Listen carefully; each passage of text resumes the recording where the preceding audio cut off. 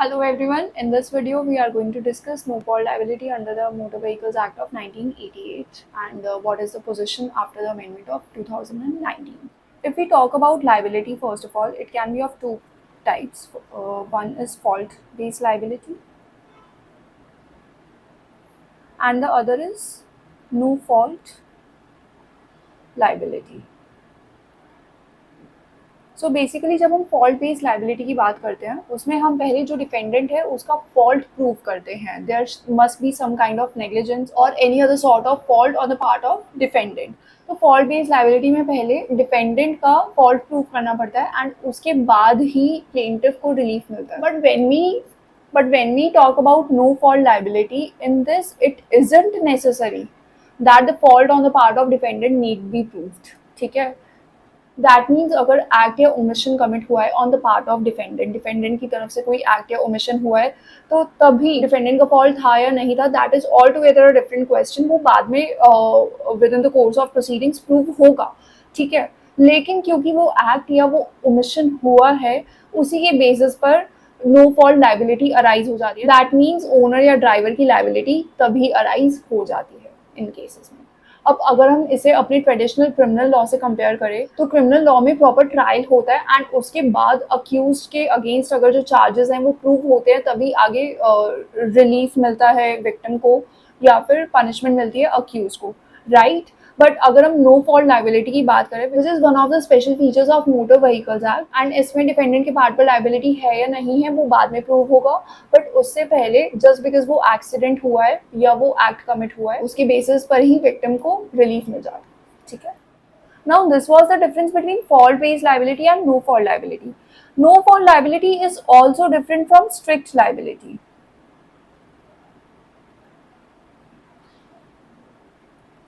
When we talk about strict liability, the requirement of mens rea is done away with. Mens rea not required. ठीक है. Similarly no fault liability में भी हमारा mains रिया जो है वो नहीं है required.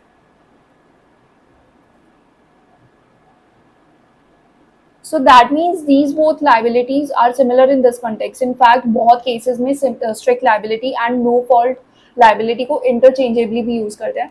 But there is a minor difference between these two, and that difference is that under strict liability, the amount of compensation is predetermined. Amount of compensation strict liability में predetermined होता है, पहले से ही determined होता है.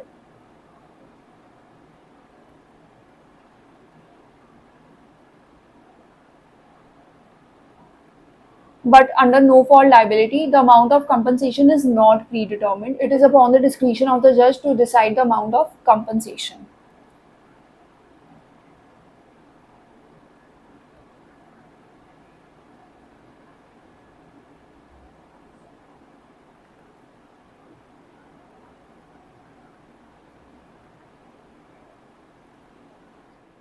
Now sections 140 to 144 of the Motor Vehicles Act,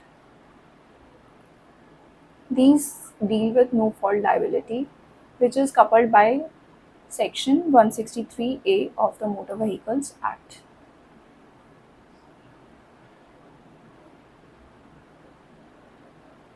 So let's discuss that. First of all, coming to section 140. Now, section 140 deals with liability to pay compensation in certain cases on the principle of no fault. ठीक है. यहाँ पर जो certain cases है वो actually death और grievous hurt के cases discuss हुए हैं.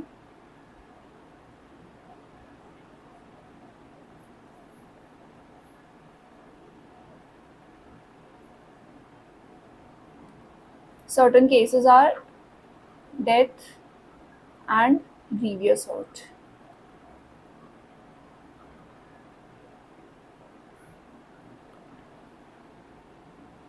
First, where death or permanent disablement of any person has resulted from an accident arising out of the use of a motor vehicle or motor vehicles, the owner of the vehicle shall, or as the case may be, the owners of the vehicle shall, if there are more than one owners, then in that case, jointly and severally be liable to pay compensation in respect of such death or disablement in accordance with the provision of this section. तो owner of the vehicle होता है responsible.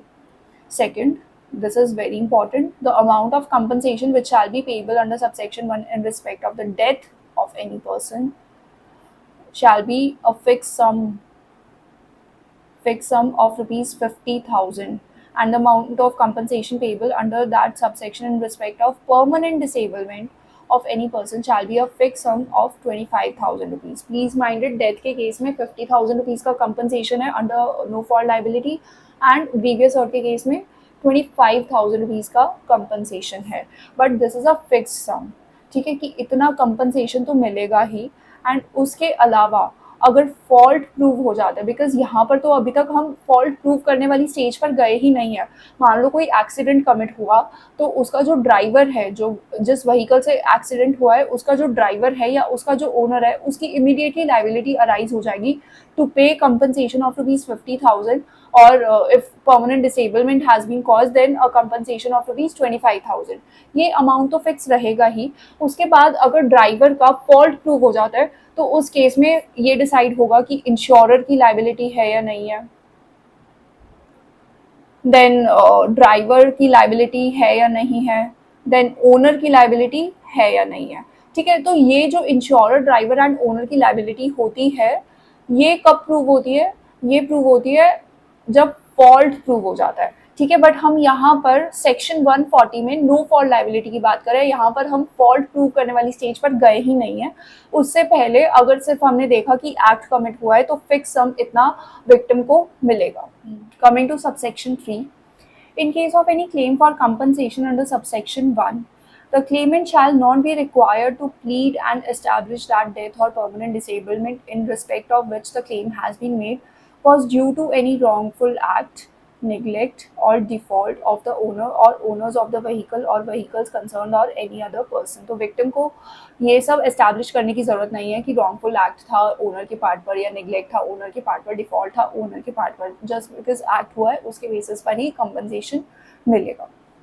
A claim for compensation under subsection 1 shall not be defeated by reason of any wrongful act, neglect or default of the person in respect of whose death or permanent disablement the claim has been made, nor shall the quantum of compensation recoverable in respect of such death or permanent disablement be reduced on the basis of the share of such person in the responsibility for such death or permanent disablement। So basically बाद में जब fault prove हो जाता है, ठीक है, उसके बाद मान लो कॉन्ट्रीब्यूटरी नेग्लिजेंस है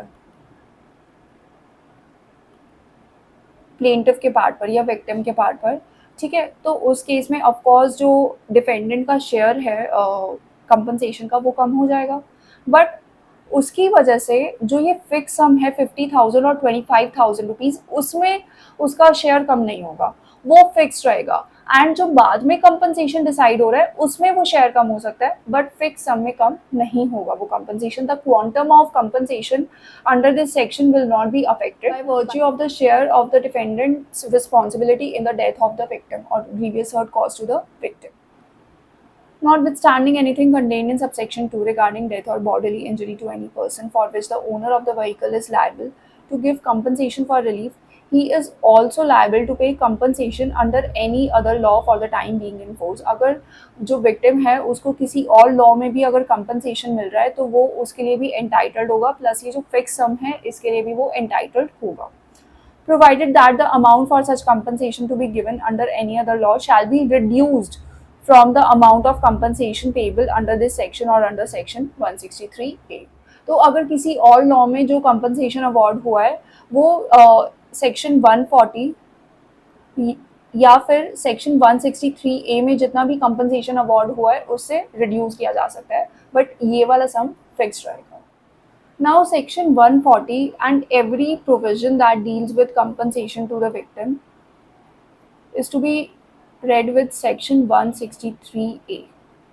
section 163A में basically structured formula दे रखा है for calculating compensation।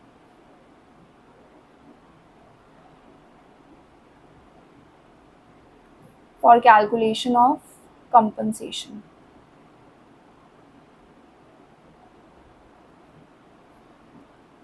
So every provision under MV Act that deals with the amount of compensation, the payment of compensation with section 163A of the MV Act, उसमें structured formula दे रखा है for the calculation of compensation. Now, in the video of insurer's liability, we have discussed that the insurer is also liable to pay compensation to the victim. But जब हम section 140 की बात करते हैं या जब हम नो फॉल्ट लाइबिलिटी की बात करते हैं, उसमें इंश्योरेंस कंपनी लाइबल नहीं होती. और वो क्यों लाइबल नहीं होती, ये डिस्कस हुआ था हमारा ओरिएंटल इंश्योरेंस को लिमिटेड वर्सेस सुनीता राठी में. This was decided in the year 1997 and it was observed by the court in this case that an insurer is liable only when the insured's liability is proved. ठीक है, हमने उस video में भी ये चीज़ discuss करी थी कि इंश्योरर की लाइबिलिटी कब अराइज होती है, जब इंश्योर्ड की लाइबिलिटी प्रूव हो जाती है. So insurer is liable